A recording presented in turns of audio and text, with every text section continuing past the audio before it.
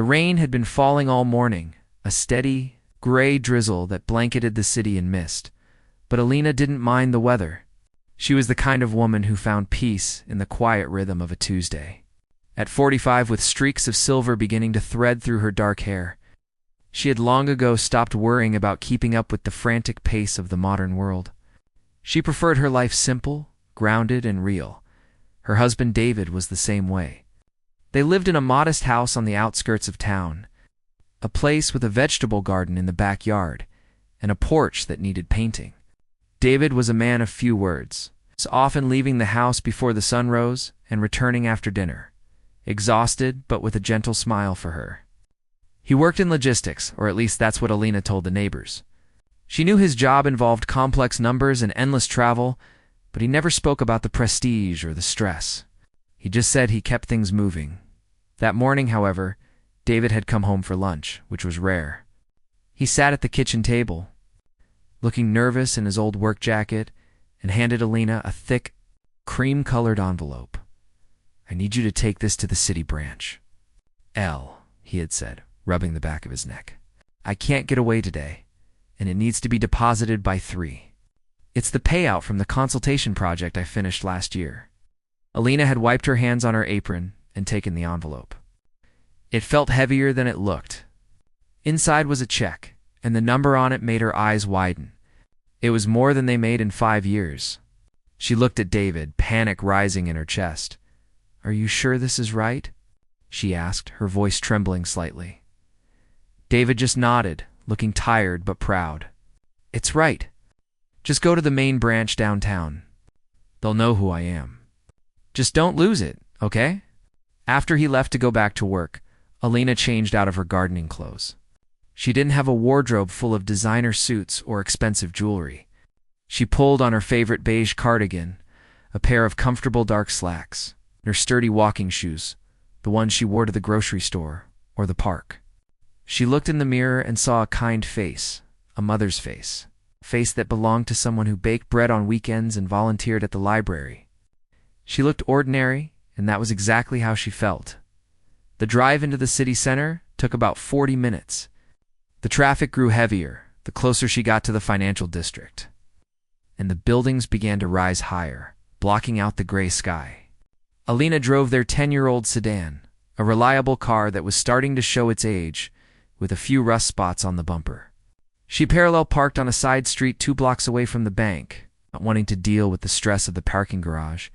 As she walked toward the bank, the wind picked up, chilling her cheeks. She clutched her purse tight against her side, the envelope with the check tucked safely inside. The bank was a massive structure of glass and steel, towering over the sidewalk. It looked less like a place where people kept their savings and more like a fortress where secrets were kept.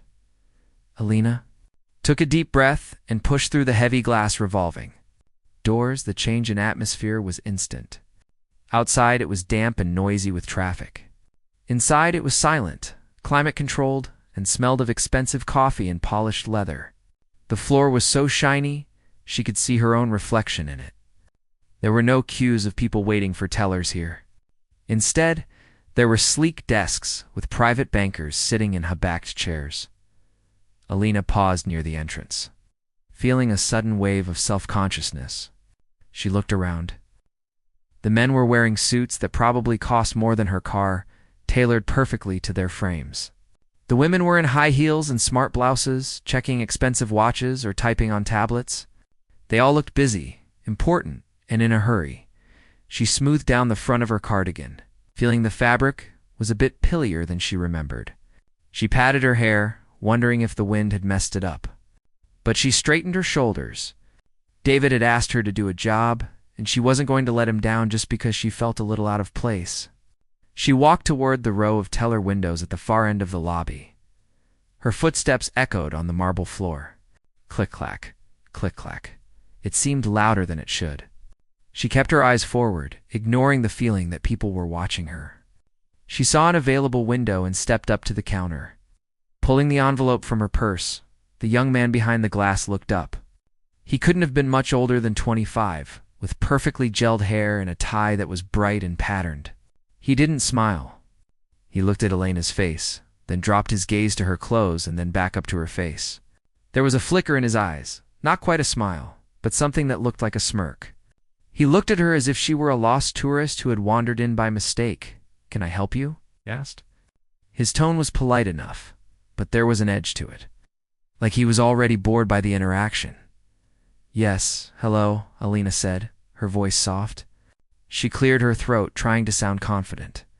"I would like to deposit this check, please." She took the check out of the envelope and slid it under the glass partition, along with her ID card. Her fingers were slightly calloused from working in the garden. She felt the urge to hide them as she pulled her hand back. The teller picked up the check. He glanced at the name on it, David Millerand, then his eyes dropped down to the numbers. He paused.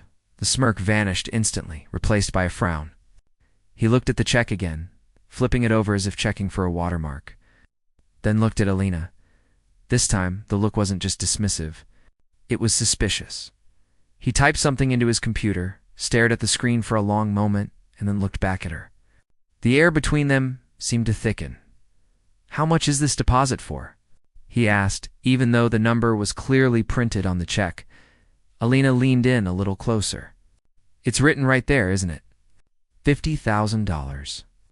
The teller raised an eyebrow. He picked up the phone receiver, but didn't dial anything.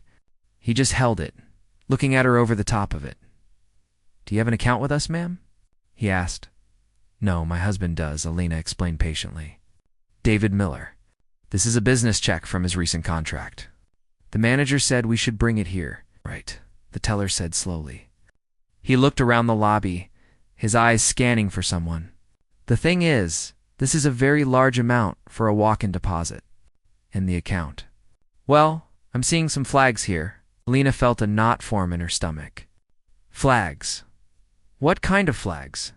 "He's been a customer for years." "I'm sure he has," the teller said, his voice loud enough that the woman standing at the next desk turned to look.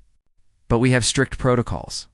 We can't just accept a check this size from someone who, well, isn't the account holder?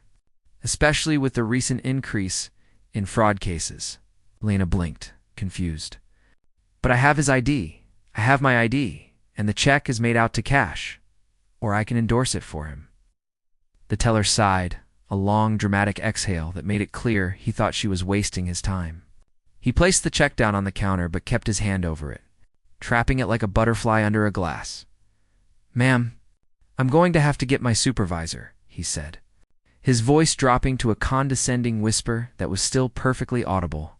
"We can't process this. Not like this." "It's procedure. It's just a deposit," Alina said, feeling a flush of heat climb up her neck.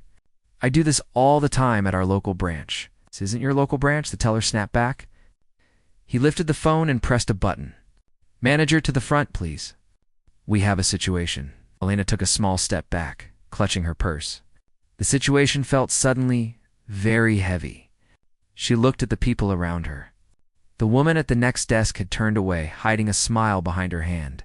A security guard near the door shifted his weight, his eyes locked on Alina. She just wanted to deposit the check. She just wanted to go home and make sure the roast didn't burn. But as the teller stood there, tapping his pen impatiently against the glass, looking at her with a mixture of pity and suspicion, Alina knew with a sinking heart that this wasn't going to be simple after all. Asterisk. The wait wasn't long, perhaps only 2 or 3 minutes, but to Alina, it felt like hours. The air inside the bank seemed to grow heavier, the hum of the air conditioning louder, and the stares from the other customers more piercing. She stood frozen in front of the glass, her hands clutching her worn leather purse so tightly her knuckles turned white. The teller, a young man with slicked back hair and a suit that looked too expensive for his entry-level position, didn't look at her. He just stared at his computer screen, occasionally tapping a key with unnecessary force, making it clear he was annoyed by the inconvenience she had caused. Finally, a door marked private opened to the side of the main counter. A woman stepped out. She was tall, wearing a tailored jacket with sharp shoulders and heels that clicked sharply on the marble floor. She walked with an air of absolute authority, her eyes scanning the lobby as if she owned the building. "This was the floor manager. You paged for a supervisor?" the manager asked, walking up behind the teller. She didn't look at Alina immediately. She looked at the young man. "Yes, Mrs. Sterling," the teller said, using a name that sounded stiff and formal.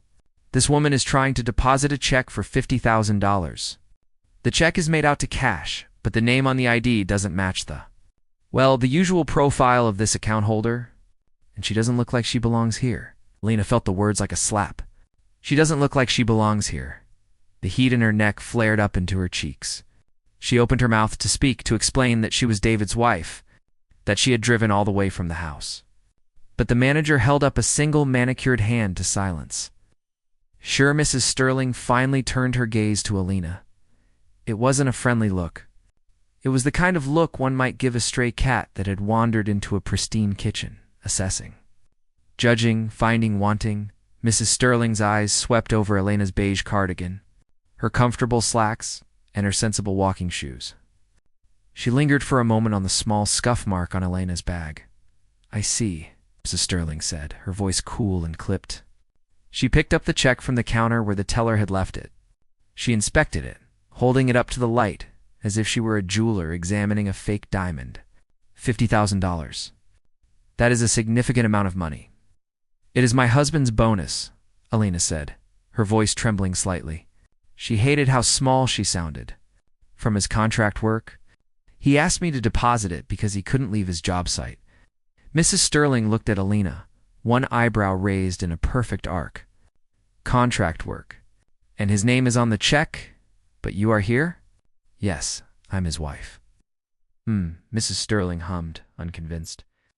She placed the check back down on the counter but kept her hand on it, trapping it. "Ma'am, surely you understand our position. We see this kind of thing every day. People coming in with checks they claim are from relatives or employers. Checks that are stolen, forged, or washers." Lena shook her head, confused. "Washers. No, this is real. It came from a government project." The manager let out a short, sharp laugh that caused a few people standing in line nearby to turn and stare openly. "A government project? And they pay $50,000 in a personal check, handed over to a wife dressed in casual attire?" Alina looked down at her clothes. There was nothing wrong with them. They were clean. They were decent. But standing here under the harsh fluorescent lights and the critical gaze of this woman, she suddenly felt inadequate. She felt like a child playing dress-up in her mother's clothes. "I don't understand what my clothes have to do with banking," Lena said, trying to summon a bit of the dignity she felt she deserved. "It's not just the clothes," Mrs. Sterling said, taking a step closer to the glass, lowering her voice, but making sure everyone in the immediate vicinity could hear. "It's the situation. This is a high-value transaction. We have protocols. We cannot simply hand over $50,000 or credit an account with that amount, based on a story and a driver's license." "I just want to deposit it," Alina pleaded. "I'm not asking for cash back. Put a hold on it for all I care. Just put it in the account." "The account," Mrs. Sterling repeated, tapping her long fingernail on the glass counter. "Let's talk about the account. The account holder, a Mr. Higgins, has been with us for some time, but his average balance is modest. He pays bills. He buys groceries. Suddenly, a $50,000 check appears. It triggers our fraud alerts naturally." "Higgins?" Alina asked, frowning. "My husband's name isn't Higgins." Mrs. Sterling and the teller exchanged a look. The teller smirked again. Mrs. Sterling sighed, a long, suffering sound, as if dealing with Alina was the hardest thing she had to do all day. "Ma'am."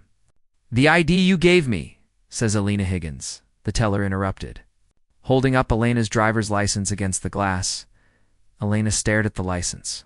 It was her face, her address. "Yes, that's me, Elena Higgins. But my husband?" "The check." She froze. She looked at the check lying on the counter. She hadn't looked at the name written on it in the envelope. She had just seen the amount and David's signature at the bottom. David often signed checks for his business dealings, sometimes under the company name, sometimes he handled things for friends. Mrs. Sterling picked up the check again and read the name loudly. "This check is made out to David Miller. Your ID says Higgins. You said this is your husband?" Lena's heart skipped a beat. "David Miller. Yes. He changed his name years ago. Before we met, legally, he just never updated the bank name on this specific old business account. Or maybe the check is from his old partnership. It's him. I swear it's him. To Alina, it made perfect sense. David was a private man. He had a past. He had mentioned once that he used to go by his mother's maiden name for work, reasons in his younger days to avoid nepotism accusations. But to Mrs. Sterling and the young teller, the story sounded like a tangled web of lies. So Mrs. Sterling said, her voice dropping to a dangerous, icy level. You are presenting a check made out to a man who has a different last name than you, claiming he is your husband, but he changed his name. And you want to deposit this massive sum into an account that doesn't have sufficient funds to cover a bounce if this turns out to be fake. The manager turned to the teller. Paul locked the drawer. I'm going to have to call the fraud department. This has all the markings of a kiting scam. A woman standing in the line behind Alina, dressed in a sharp blazer and holding a briefcase, whispered loudly to the man next to her. That's what happens when they let anyone in here. Probably stole it from a mailbox. Alina felt tears prick her eyes. She bit her lip hard, trying to keep them back. She wasn't a thief. She was a wife, a mother. She baked cookies for the church sale. She helped her neighbors with their groceries. She had never broken a law in her life.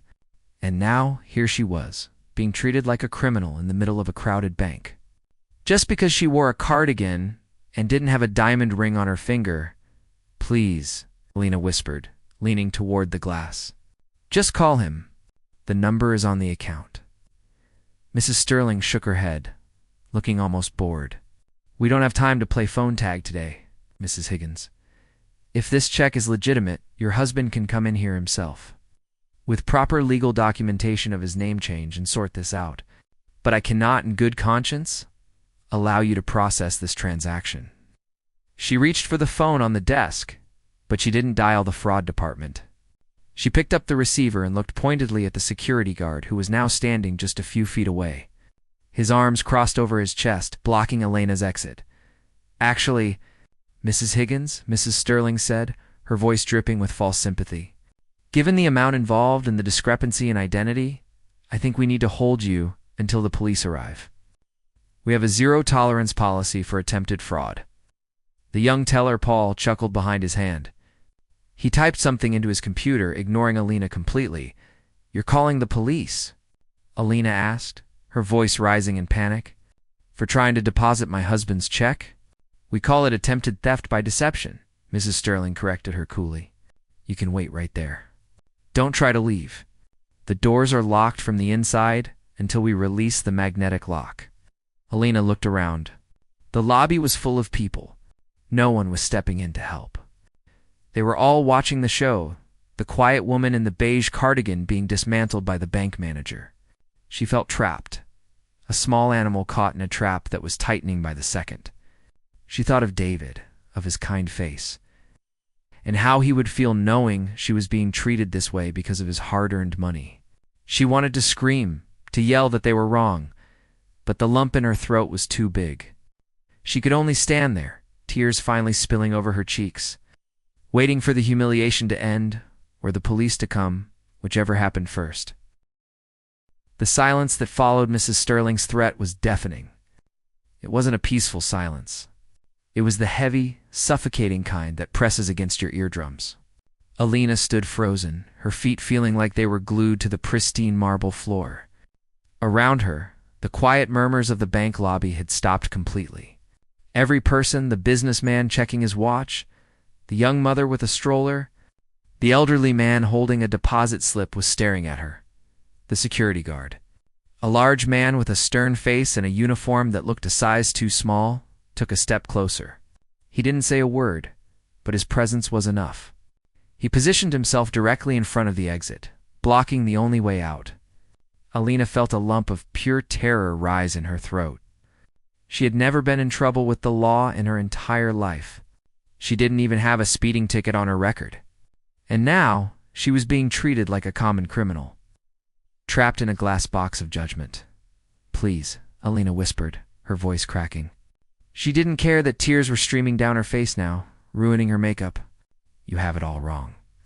I'm not a thief." Mrs. Sterling didn't even look at her. She was busy writing something on a notepad, her pen scratching aggressively against the paper. She acted as if Alina was nothing more than a nuisance fly that needed to be swatted away.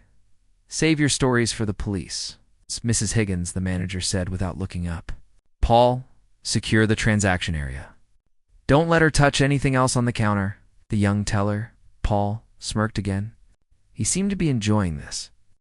He reached over and snatched the check and Elena's driver's license from the counter, placing them into a plastic Ziploc bag as if they were evidence.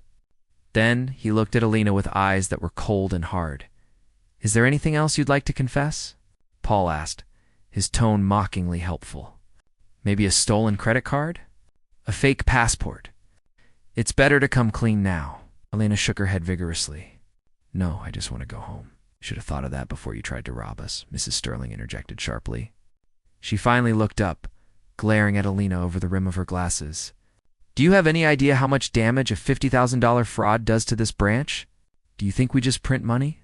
"It's not fraud," Alina cried out, her voice echoing in the high-ceilinged room. "My husband works for the city.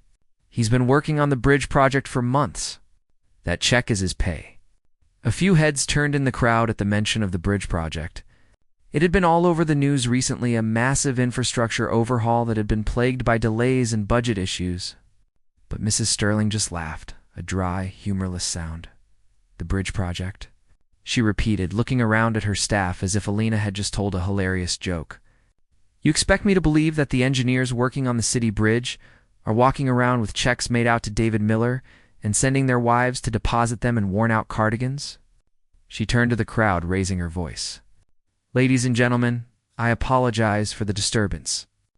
We are dealing with an individual attempting to deposit a forged instrument. We have the situation under control. Please, continue with your banking." Lena felt the floor tilt beneath her.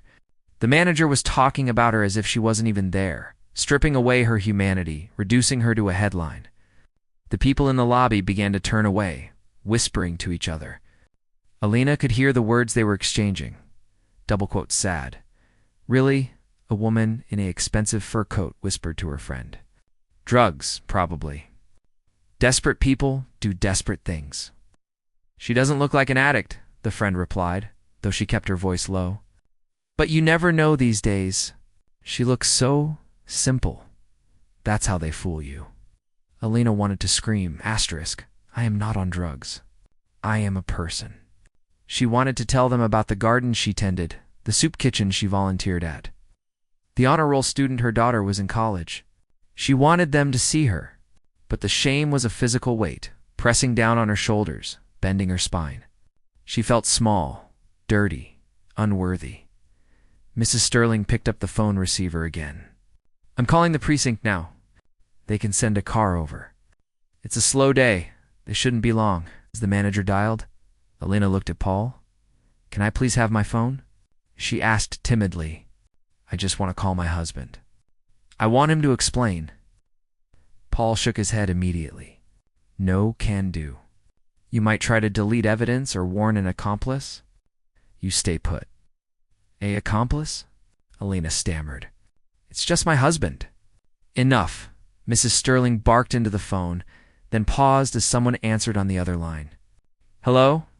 This is Branch Manager Sterling at the First City, National on 5th. I have a female suspect in custody for attempted check fraud. Yes, $50,000. She is agitated and making claims about a bridge project. I need a unit immediately." Alina closed her eyes.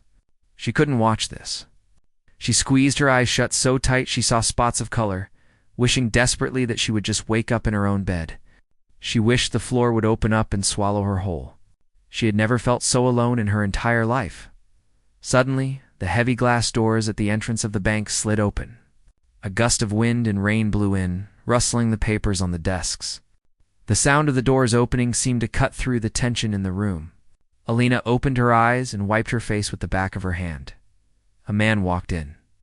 He was older, perhaps in his 60s, with a shock of white hair and a face that was etched with deep lines of seriousness. He wore a long trench coat, wet from the rain, and he carried a briefcase in one hand. He didn't look like a customer. He walked with a purpose that cut through the air like a knife. He stopped just inside the entrance, shaking off his umbrella. He looked around the lobby, his sharp gaze taking in the scene. He saw the security guard blocking the door. He saw Mrs. Sterling on the phone.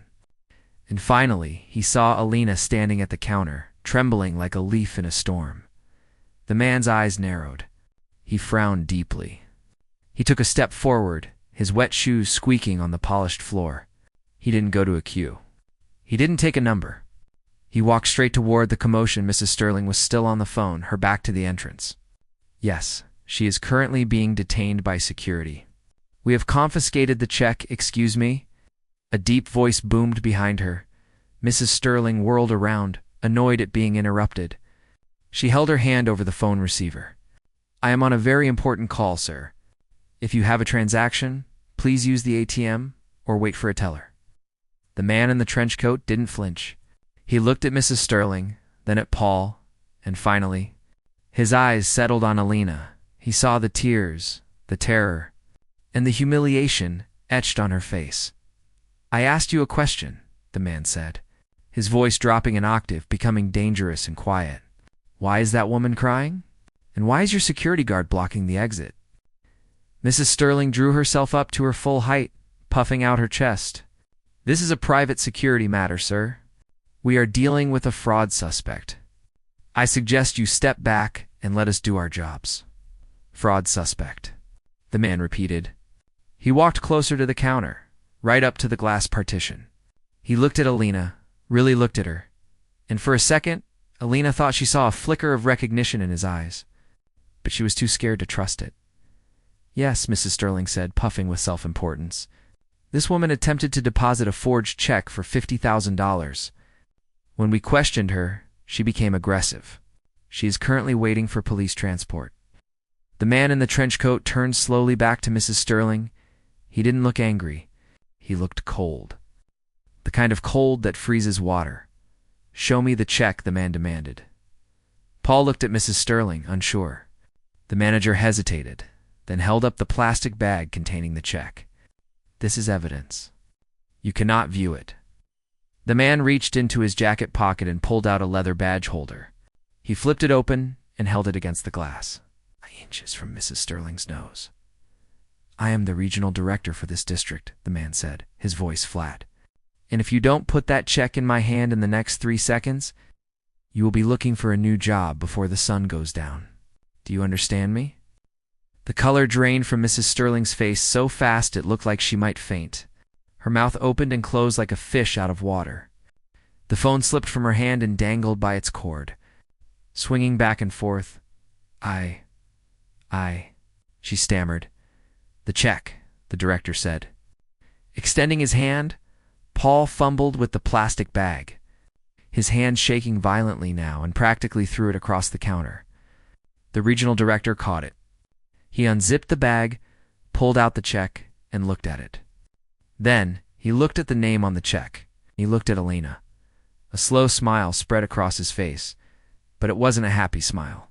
It was the smile of a man who realizes he is about to destroy someone who has earned it. Mrs. Sterling, the director said softly, turning the check around to show her. Do you know who this check is from? It's forged, she whispered. No, the director said. This is a check from the city treasury. And this woman. He pointed a finger at Alina, who was blinking in confusion. This woman is David Higgins' wife. The lobby went dead silent. Even the air conditioning seemed to stop humming. David Higgins. Paul squeaked from behind the counter. The consultant? The same, the director said, his eyes locking onto Mrs. Sterling's terrified gaze. The man who has been auditing the city's books for the last 6 months. The man who owns the audit firm that this bank hired last year to review our internal compliance. The man who, incidentally, eats dinner with me every Sunday. Mrs. Sterling's knees buckled. She reached out for the counter to steady herself. The security guard took a step back, suddenly very interested in his shoes. You have humiliated his wife, the director continued, his voice rising now, filling the entire room. You accused her of a felony. You threatened her with police. Over a check that was perfectly valid? He looked at Alina, and his expression softened completely. Alina, I am so sorry. David is on his way. He called me when he couldn't get through to your cell phone. He was worried. Alina let out a sob that she had been holding in for 20 minutes. She wasn't going to jail. She wasn't a criminal. The man she loved was coming. The regional director turned back to the staff, and the softness was gone. In its place was a thunderous rage.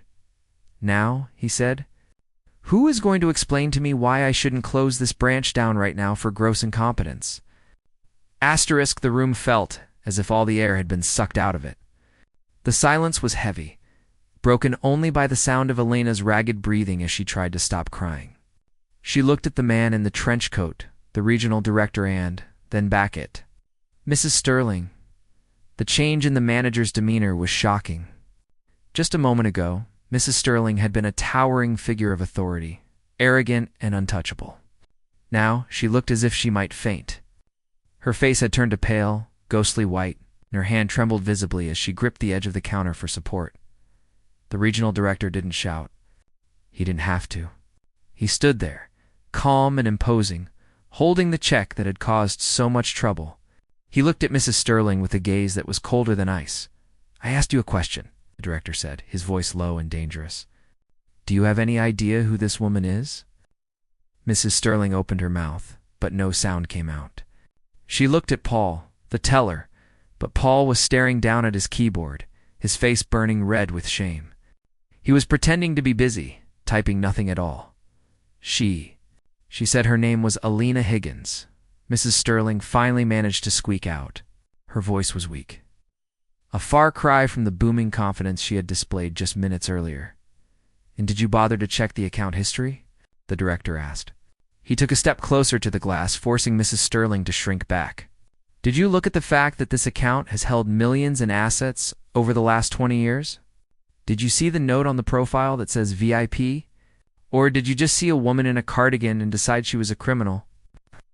The check looked suspicious, Mrs. Sterling stammered, trying to grasp at any excuse she could find. The name was different. David Miller. It triggered a fraud alert. We have protocols. Protocols?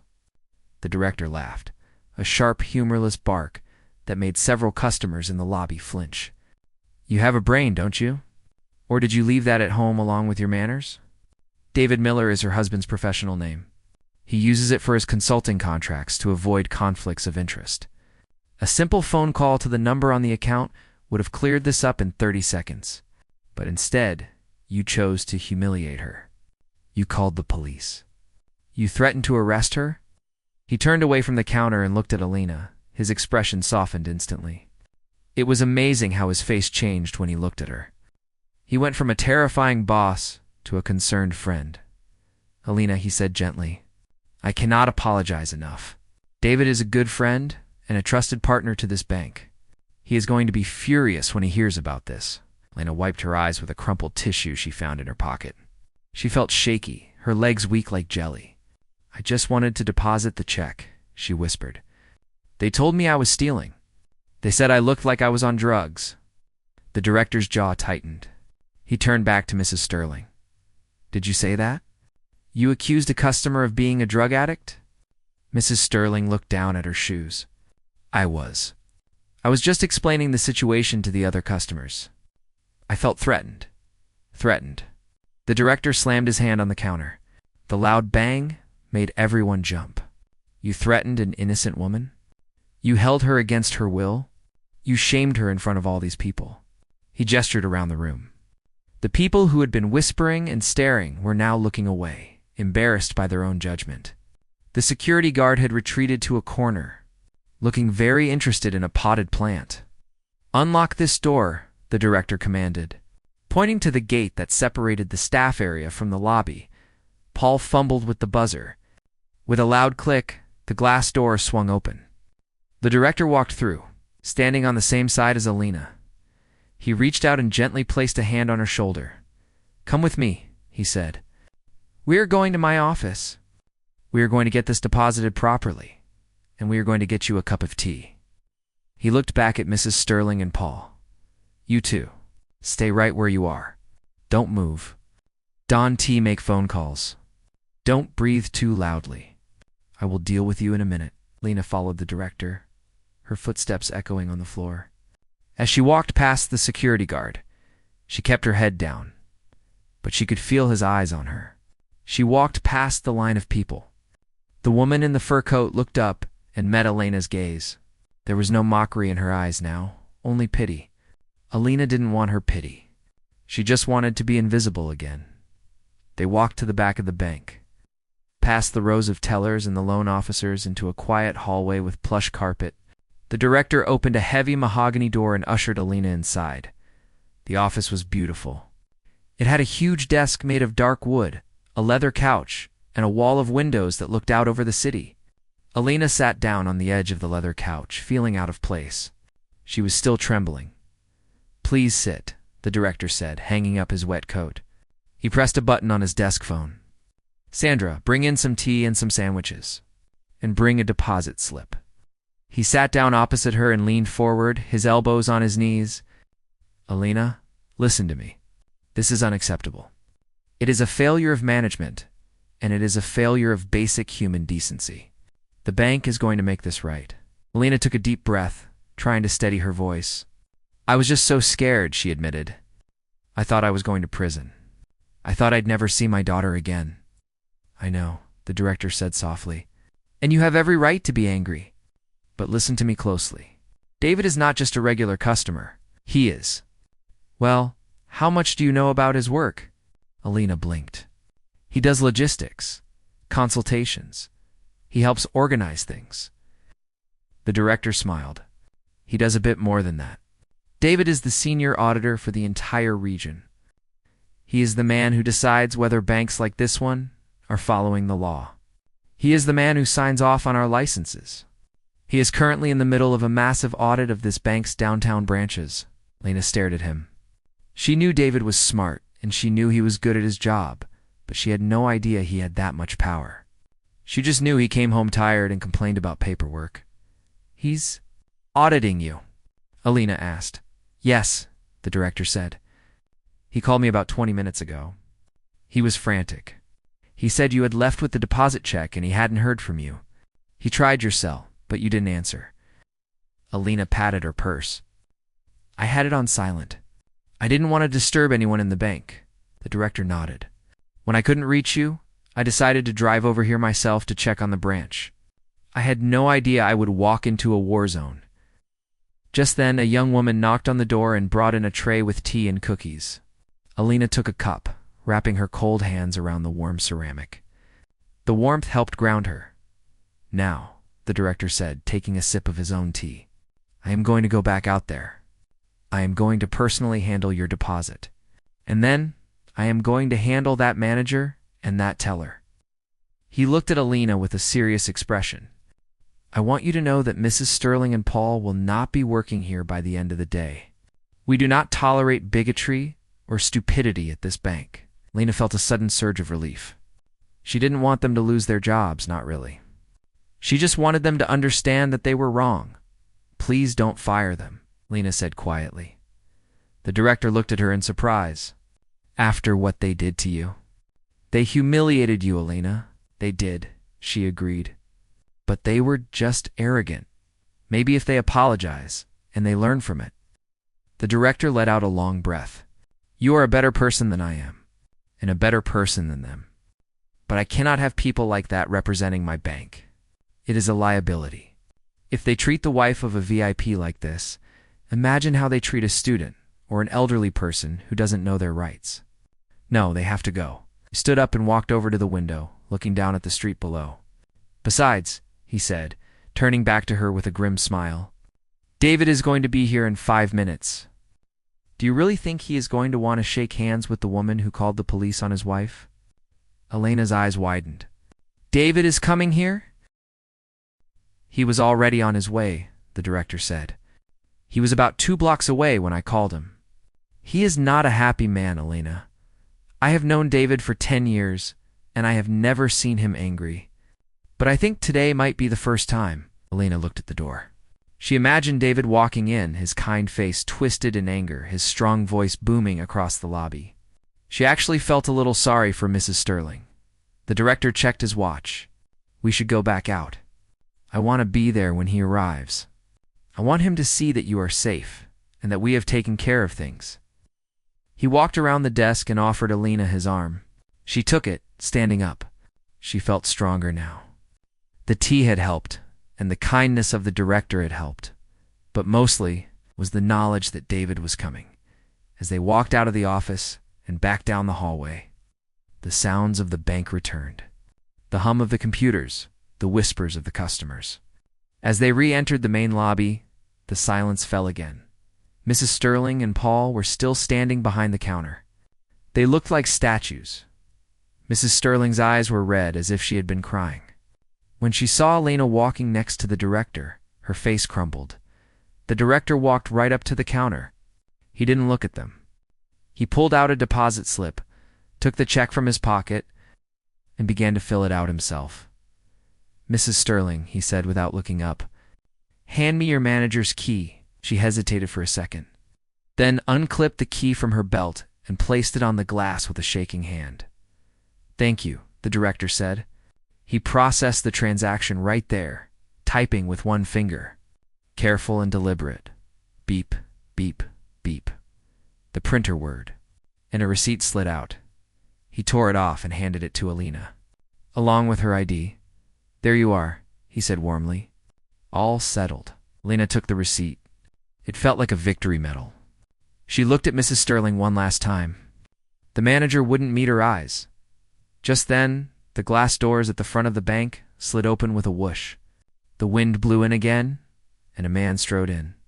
He was wearing a construction worker's jacket over a dress shirt, and his tie was loosened. His hair was messy from the wind. He looked around the room wildly, his eyes scanning the crowd until they landed on Alina. The relief on his face was instant. But it was quickly replaced by a look of thunderous rage as he saw the security guard, the tellers, and the director standing next to his wife. David didn't say a word. He just started walking toward them, cutting a path through the crowd like a shark through water. The regional director straightened his tie and stood ready. "Here we go," he muttered under his breath. The reckoning was about to begin. Asterisk, when the glass doors swung open. The entire atmosphere in the bank shifted. It was like a sudden change in barometric pressure before a storm. David walked in, his eyes scanning the room frantically until they locked onto Alina. Seeing her standing next to the director, safe and unharmed, the tension in his shoulders dropped instantly.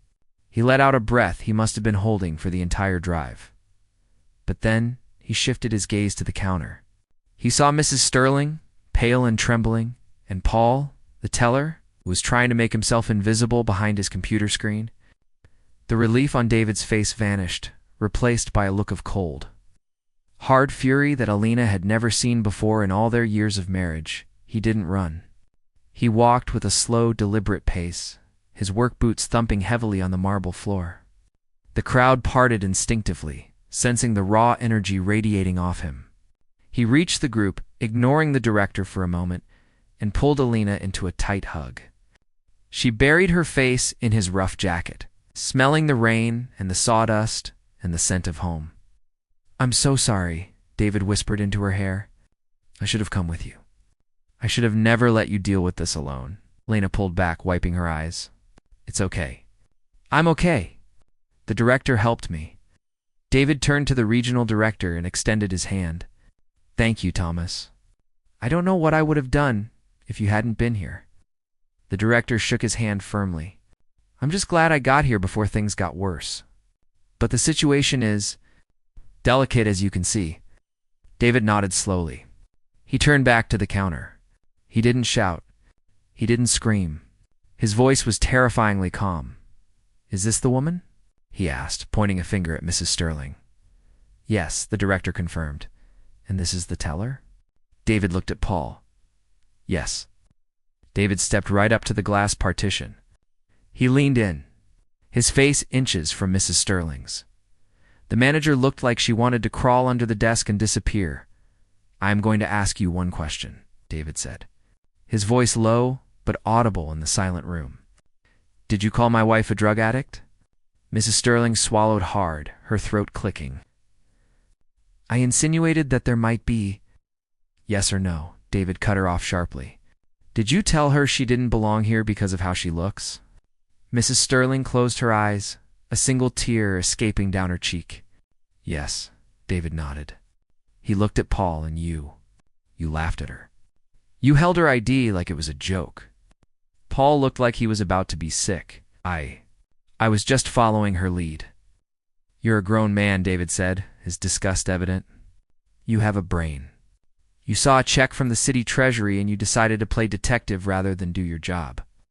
He took a step back, addressing the room. "I've worked in construction and logistics for 30 years. I started out carrying bricks. I have worn dirty boots and stained clothes every single day of my life. My wife has supported me through every late night and every tough job. We have money because we work hard.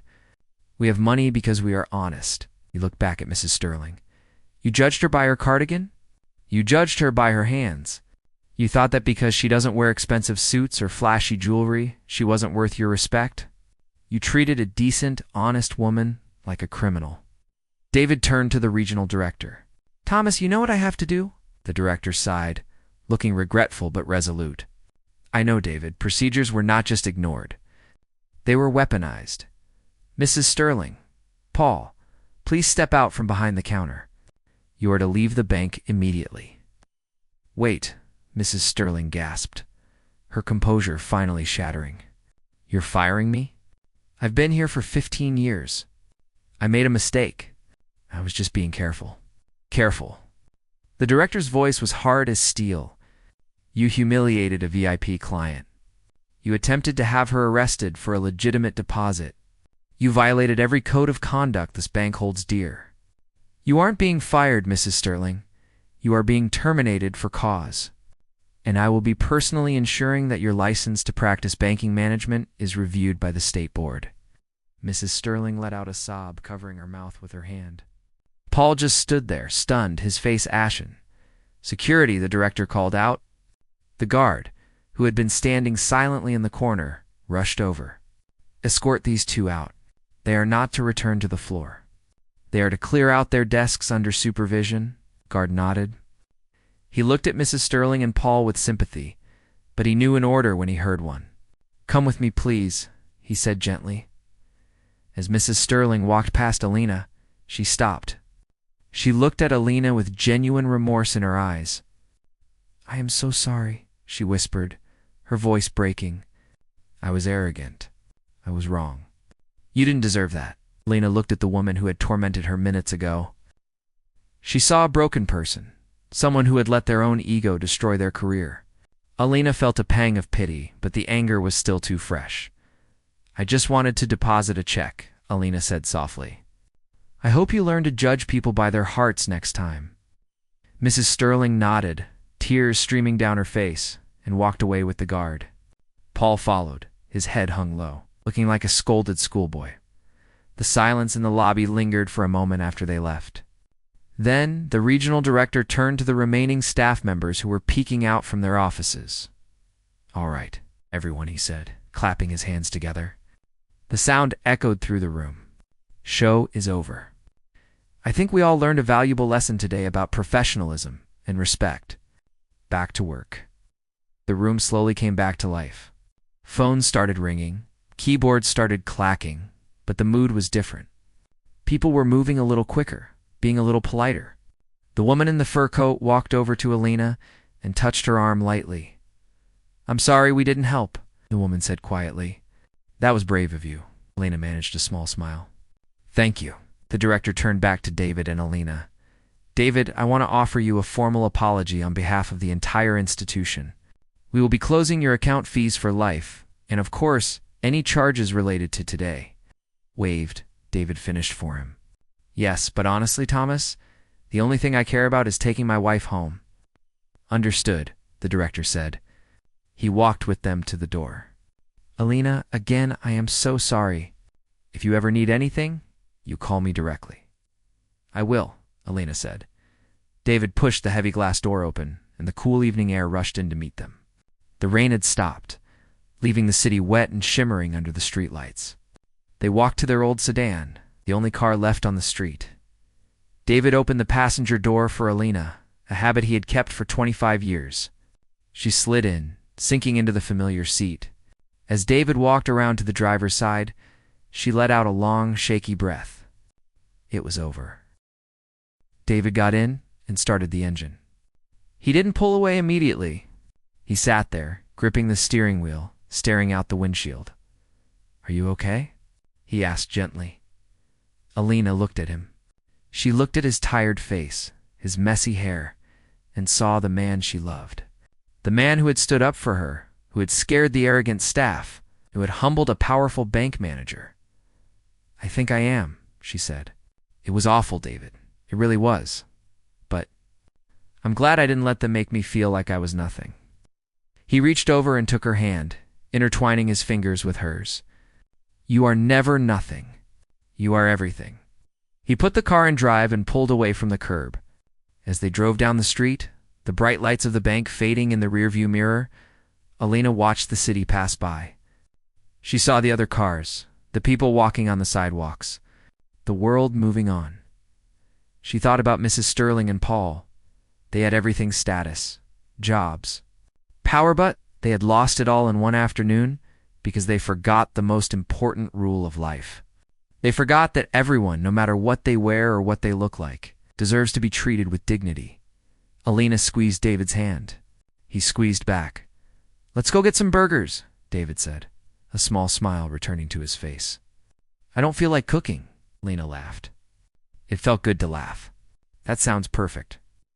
They drove home, just a simple couple in an old car, leaving the drama and the arrogance behind them, holding on to the only thing that mattered, each other. And in that quiet moment, Alina knew that no bank balance, no fancy suit, and no title could ever be worth more than the respect they had for one another.